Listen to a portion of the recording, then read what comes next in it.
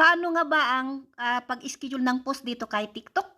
Sa totoo lang hindi ako nakakakuha ng maraming views sa araw kaya sa gabi ako nagpo-post. Pero tulog ako sa gabi kaya ini-schedule ko na lang yung aking pagpo-post ng aking mga affiliate products. Kaya ang ginagawa ko ay gagawin ko sa araw itong mga video na ito tapos i-schedule posting ko. Kaya tuturo ko kung paano mag-schedule post sa mga kapwa ko baguhang affiliate dito kay TikTok. Punta lang tayo sa ating TikTok account. Tapos pindot natin lang ating plus sign. Hanap tayo dito kung ano yung mga inihanda nating video natin na ating i-schedule post at mamayang gabi. Itong schedule post ko mamayang gabi, itong washing machine. Ito ay lagyan natin ng mga POV, tapos lagyan natin ng title, tapos lagyan natin ng hashtag.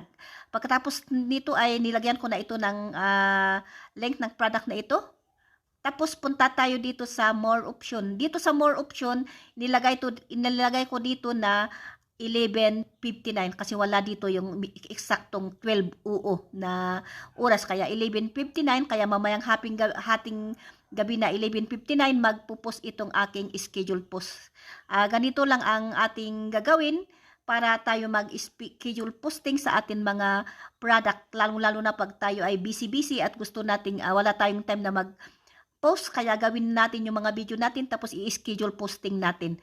Kaya ito na yung kinadatnan, nandito na yung naka-schedule post na aking mga post, tatlo na ito na naka-schedule post na mamayang alas 4, mamayang alas 9 at saka mamayang 11:59. Thank you for watching, sa ulitin.